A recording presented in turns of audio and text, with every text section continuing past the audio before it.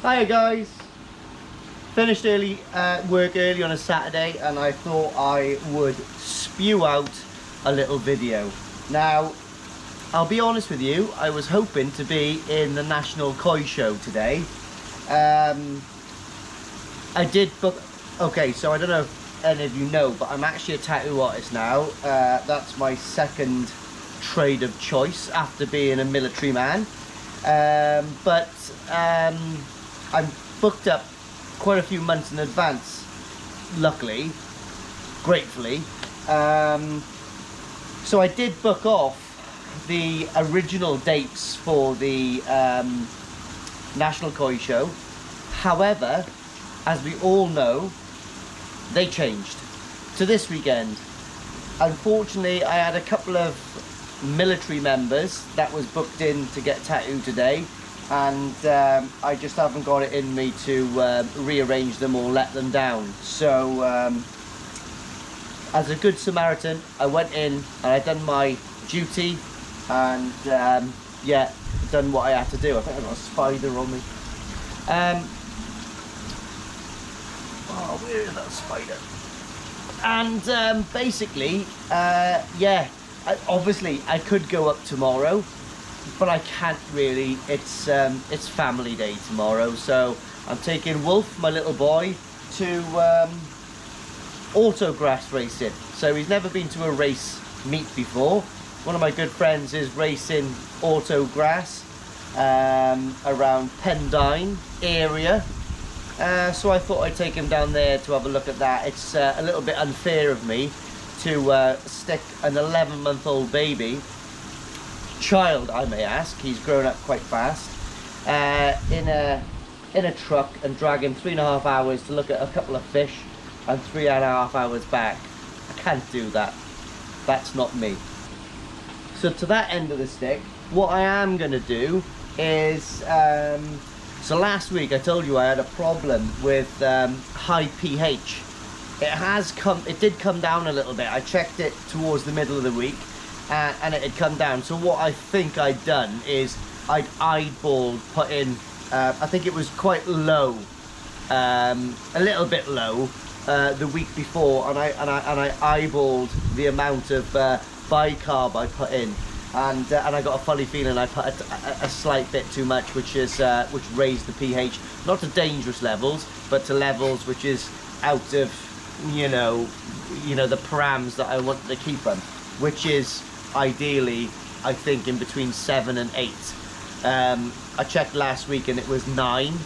I checked on Wednesday and it was 8.5. So I'm expecting today the pond to be back to about 8. If it's not, what I have done is I've bought some KH buffer up. So I bought this from Cotswold Koi. No, I didn't. I bought it from somewhere else. I can't remember where. And the reason I didn't buy it from Cotswold Koi, because if you buy a product like this, they charge you $8.99 to ship it to you. It's crazy. They must lose so much trade from that massive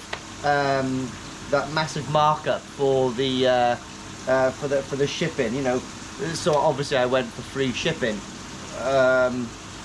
Cotswold Koi, if you're watching, you should think about things like that. Maybe it will get you more business, but obviously maybe you're gonna waste a bit on postage, but you're gonna gain from sales.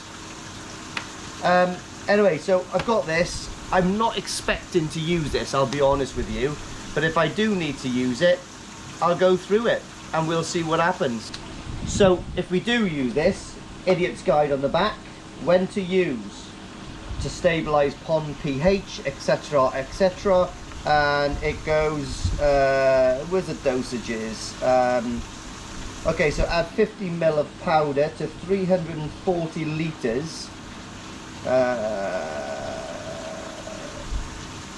Anyway, yeah, okay.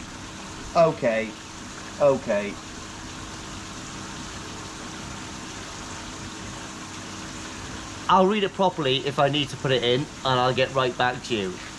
It's no point me telling you the dosages to put in my pond, because you haven't got my pond, and yours is going to be way different to my pond.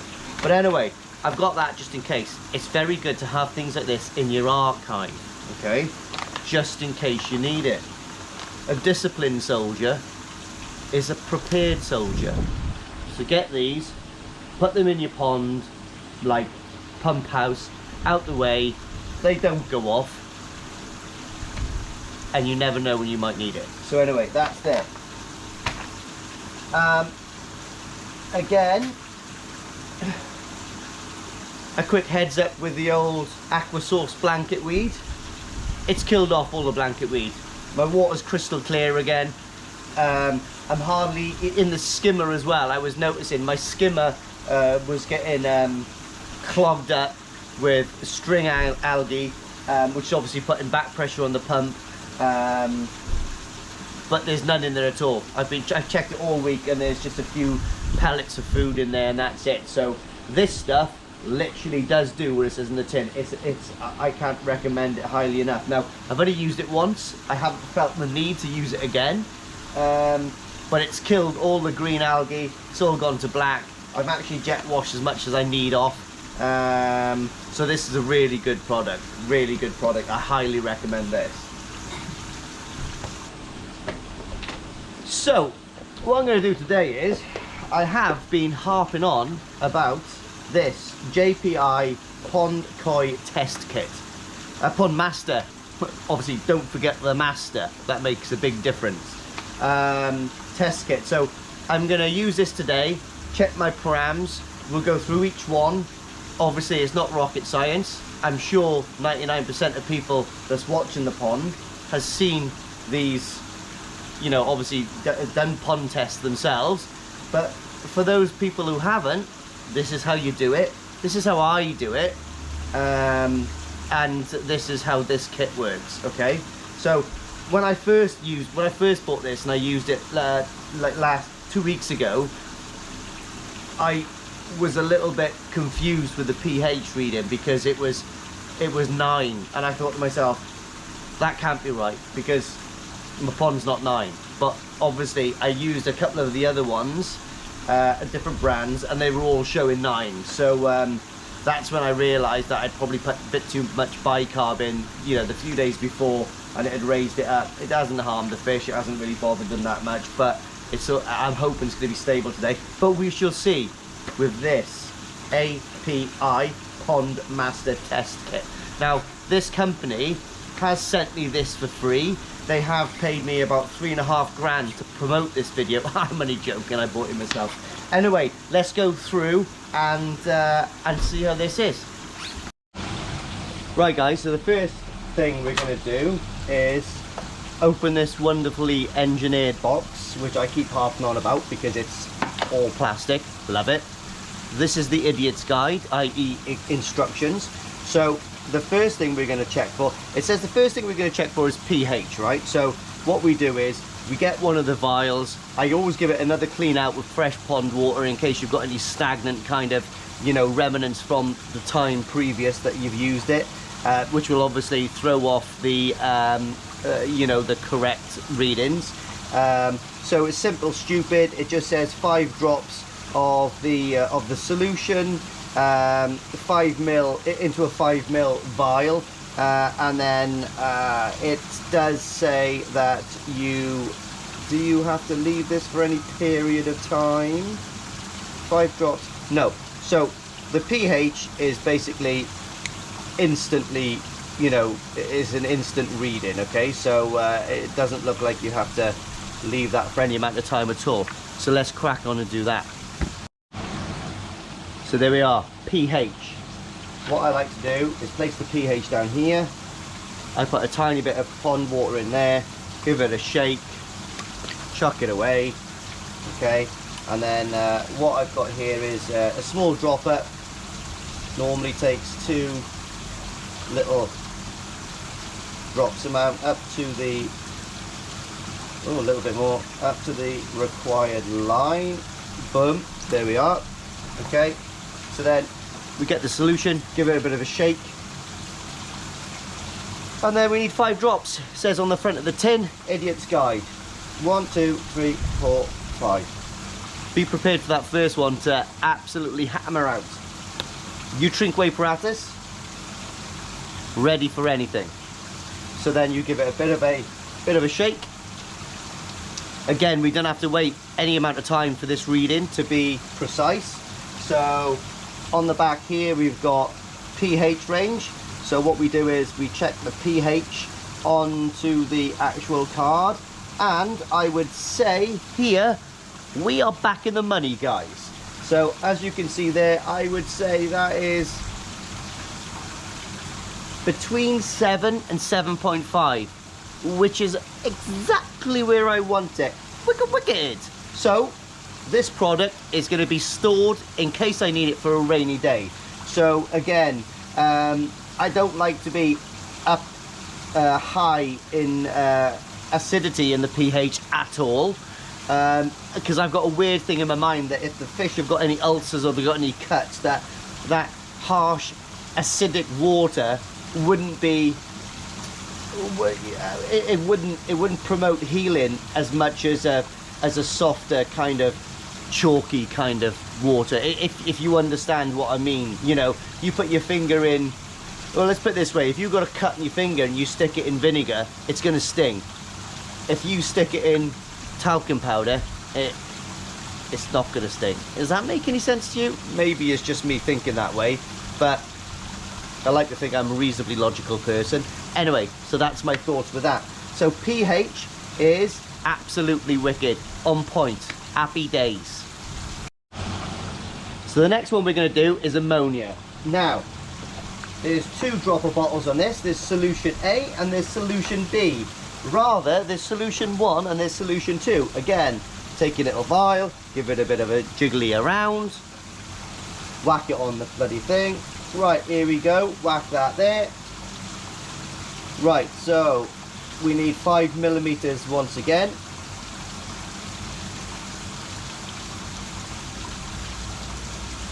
Here we are, squirt that away. So, test bottle number 1. So one of these is really thin and one of them's a little bit more thick, like kind of oil bases. So there's 8 drops here. So we've got 1, 2, 3, 4, 5, 6, 7, 8. So that's the thick oily substance one. And then we've got number 2, give it a bit of a shake. And then we've got 8 of these. So we've got 1, 2, 3, 4, 5, 6, 7, 8. And this one's a lot thinner. You've got to be careful, mate. On that first droplet, it's like a bat out of hell. And you all know I love Meatloaf because I listened to it all the way to the Bayakoi show. Right, so this one, I believe we have to wait for a period of time. And if I'm not mistaken, it's 5 minutes. Okay, so we're going to come back in 5 minutes. 5, 4, 3, 2, 1. 5, 4. Right, okay, so we have waited now the 5 minutes. Give it another bit of a shake.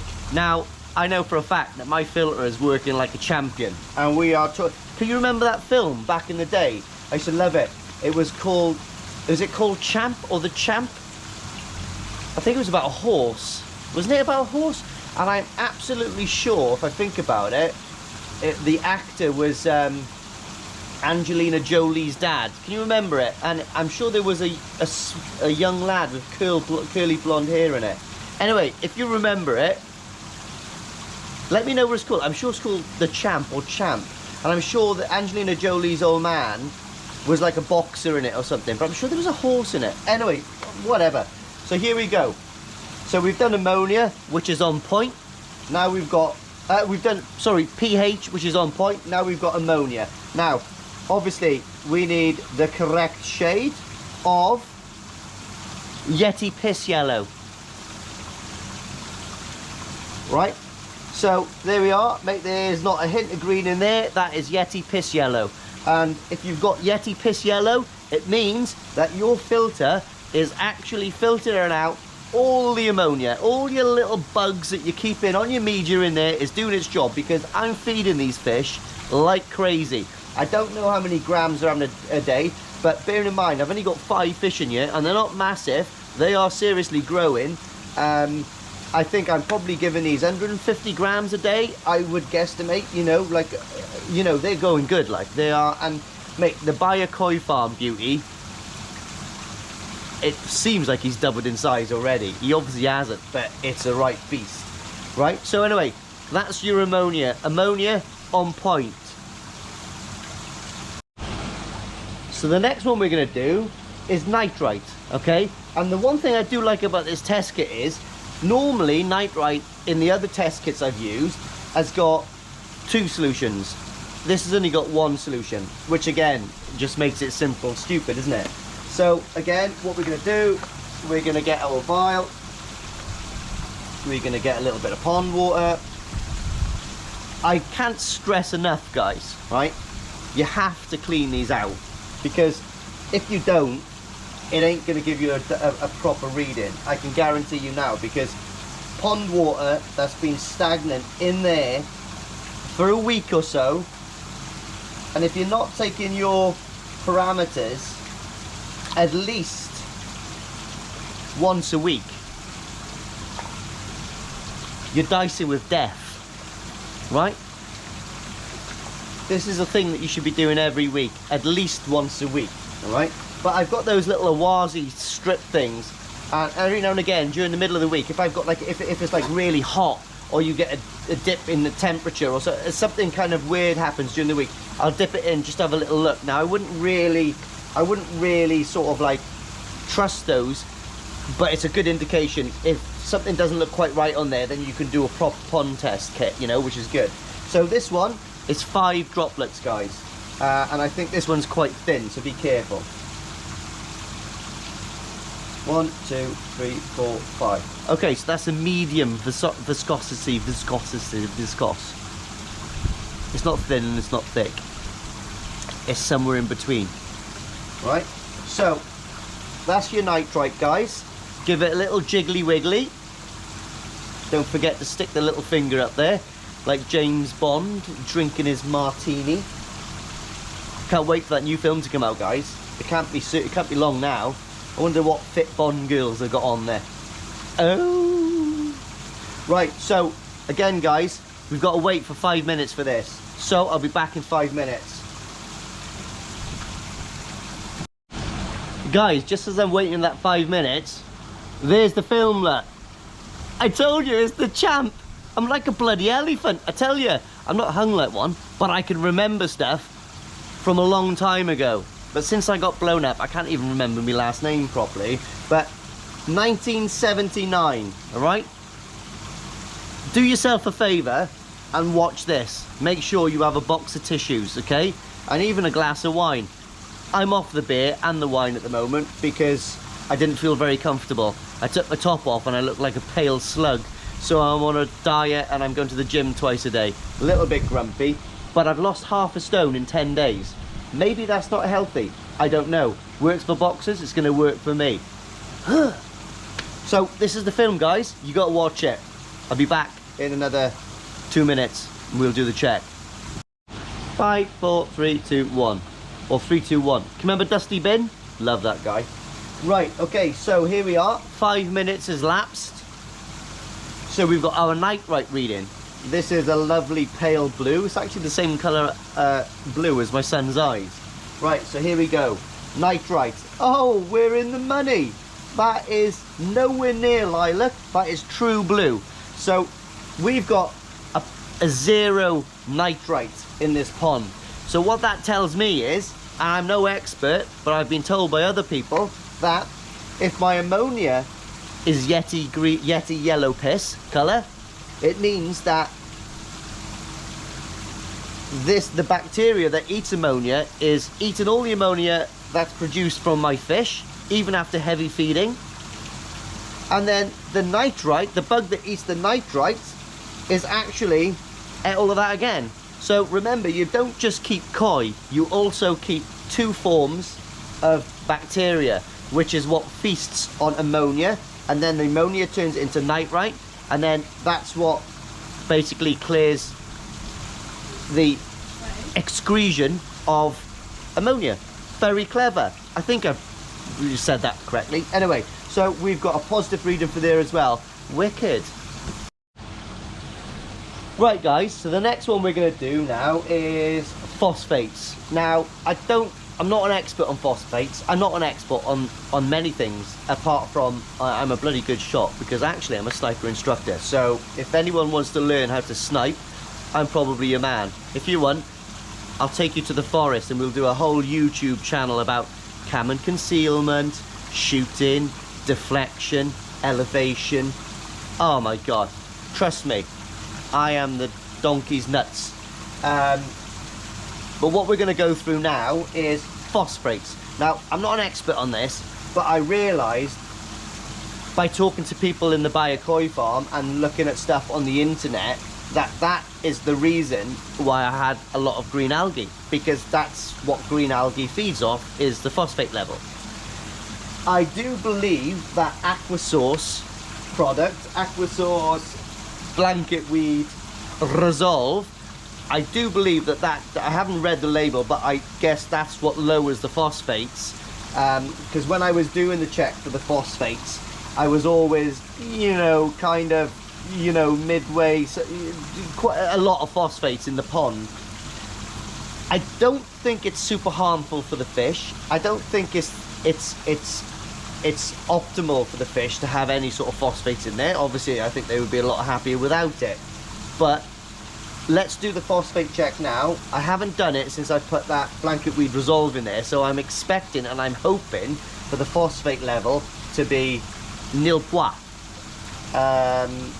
And that's what we get normally on every European Song Contest.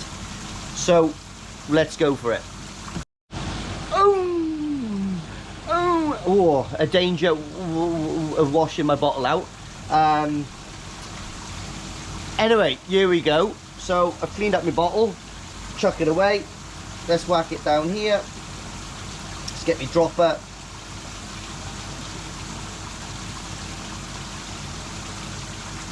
And boom, that's it. Okay, so that's your dropper. Again, here we've got two solutions that's got to mix together in equal parts, i.e. says on the tin 6 drops. So here we go. So we've got 1, 2, 3, 4, 5, 6, 8 in Espanol. Put that there, and then we've got bottle number 2, another 6. So we've got 1, 2, 3, 4, 5, 6. That's a good one. I like that. It's nice and thick. Right, and then it says to vigorously shake for a couple of seconds, and now we have to wait for 3 minutes for this to do its job. Okay, so let's put that away there, and I'll come back in 3 minutes. So what I've just googled actually on the old phone is the new Bond girl, so I can't wait for the No Time to Die to come out, and the new Bond girl is Ana de Armas. So yeah, she's that girl there. She's a really good actress, to be honest. She's on one of my favourite films, which is called Knock Knock. If you've never seen that, you'll probably need a box of tissues as well for this one, but you'll probably be wiping a different area of your body after you finish the film. It's a little bit erotic, but it's an amazing film, and I really like it. It's kind of creepy. It's actually quite a good horror. It's kind of a horror, suspense, I don't know, kind of Sharon Stoney, kind of Basic Instinct. It's an amazing film. Watch that. So I'm really looking forward to the Bond film coming out, because I love Daniel Craig, even though he looks like he's got a little bit too much skin on his face. But I like him. He's wicked. Right, I'll be back in another 3 minutes. Here we are, sun's on my face, showing all my wrinkles, and here is the reading for the phosphates.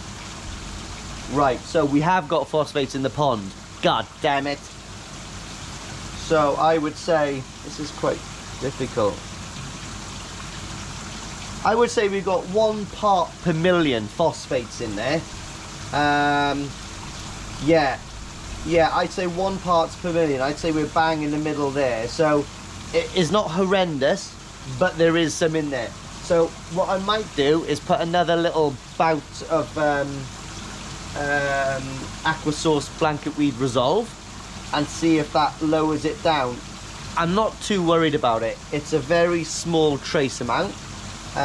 Considering the chart goes up to 10 parts per million, you know, between 1 and 0.5 is kind of acceptable, especially in kind of this temperatures we're getting now. So and I'll be honest with you, my pond is actually, most of the day it's actually got the sun beating down on it. Now I am thinking about, well, I am definitely going to put a cover on it very soon. It's just finding time to do it. You know, I've got 101 things to do at the moment, and the first thing I've got to do is, I don't know, try to not look like a pale slug. End result is Justin Bieber, but we'll see. I'm only joking. I am a fan of Biebs though. It's a bit of a nightmare, but I've got a really funny story as well, actually. I'm going to tell you a funny story about a celebrity that I didn't know was a celebrity when I was in America and we had a drink. Let me just put this away and I'll tell you a really funny story. Right, super funny story. I'm going to tell it super quick, but it's funny. Right, so about 10 years ago, I got invited to go to a massive tattoo convention in Columbus, Ohio, okay? I got paid to go over to work a tattoo convention promoting these tattoo inks, because believe it or not, I'm actually quite a good tattooer. So anyway, flew over on a Thursday, worked Friday, Saturday, Sunday, after party. So sitting in this massive bar with all these like really famous tattooers. You know, Kat Von D was there, you know, all of those cringy telly ones as well. And obviously I didn't know every single tattooer there, but I knew a majority of them, do you know what I mean? Because obviously I read media and I look at videos and I work lots of tattoo conventions and I see they're kind of friends, do you know what I mean? Anyway, sitting down in the bar, after party, having a couple of drinks, sitting on this Chesterfield, kind of on my own with the guy I was working with opposite me. He was talking to his little entourage. Guy comes to sit down with me and another couple of guys on the sides of the thing. Has a little hat on, pulled down, lovely little goatee. And I look across to him and I'm like, all right, geezer. And he goes, hey, man. And I go, do you want a beer or what? And he goes, I'll have one, man. I said, your mates? Nah, they're not drinking. So I was like, ah, all right. So I went to get a couple of buds, came back, gave him a bud. Sat with him all night, got absolutely minging, absolutely terrorized him. I literally just, not nastily belittled him, but I was just terrorizing him actually, as I am, just having a joke with him and a laugh with him. And he was laughing his bollocks off, to be honest. Anyway, do you know what I mean? Whatever. I can't even remember going to bed. I can remember waking up in a double bed with a Mexican lad, a little skinny Mexican lad called Annibal. Nothing like that, but we were sharing the bed together because there was not enough beds in this, like, we had a big suite, so we were sort of like sharing the bed. Very uncomfortable. Yeah, very uncomfortable. Anyway, whatever. Anyway, mate, woke up, hell of a hangover, right? Had a quick shower, went down to pack my bag, went downstairs, handed my key in. You know, there was another load of tattooers that had all chipped in to get like this minibus back to the airport so I could fly back to Heathrow. Handed my obviously my key in again, walk into the doors to go, and the guy was there with his little hat on, his little goatee, loads and loads of press around him, and I was like, ah, Jesus, the guy must be, I have never seen him before, but he must be well famous tattooer, like, you know what I mean? Because I mean, there was loads of celebrity, loads of press around him. And as I was walking out, he sort of like clocked me. He goes, hey, Taff. Obviously, when I'm drunk, I still think I'm in the army, so everyone calls me Taff. They ask my name, and I say it's Taff. And they go, hey, Taff, I'll see you next year, bud. And I was like, ah, all right, yeah, calm down. He was really like friendly and stuff. I thought, oh my God, I couldn't even remember the end of the night, so I don't know what I'd done. So we got into the taxi, and all these other tattooers were like, oh my God, how'd you know him, Taff? Hey, Taff, how'd you know him, Taff? And I said, oh man, I was drinking with him all night. I said he didn't buy a bloody beer all night. I said he's a right type. And they go, do you know who it is? I said, yeah, Fred. His name's Fred. He goes, fool, that was Fred from Limp Bizkit. So I drunk all night with Fred from Limp Bizkit because at the same weekend that this tattoo convention was on, there was a big musical festival called Rock on the Ranges in Columbus, Ohio. And because Fred Durst used to tattoo, he actually was staying in one of the, obviously probably the penthouse suite or something like that, in that place, and he'd come down to the bar to talk to all of his mates, ended up with me. I belittled him. He obviously must have loved that, thinking to himself, this guy hasn't got a clue who I am. But yeah, I'm expecting one day to walk past him and he's gonna go, "Hey Taff, do you want to come to my next gig?" Or whatever. Anyway, so me and Fred Durst are tight. So anyway, guys, on that stupid little story, I've got loads of stories like that. You wouldn't believe my life, it's mental. You know, from my military stuff to like just weird encounters like that. But the Fred Durst one's really funny because I didn't have a clue who he was. Forget I even said about I woke up in bed with a Mexican lad. That was totally innocent. I didn't have a clue what was going on. Yeah, so I hope you like the video, guys. Some funny stories. Check out that film, The Champ. You'll love it. Check out the other film, Knock Knock. Make sure you still have the same box of tissues. And I hope you kind of like are impressed with that, because I am. I think it's a very good test. So next time you buy a pond test kit, why don't you get this one? Because it says Master on it. In it. So from there, next time I need to use it, I'll do the product review on the Buffer Up, KH Buffer Up thing. But I don't think I need to do it at the moment. But what I am going to do is I'm going to show you the Bayer Koi, the Bayer Koi Farm Koi, because he is growing like a champ.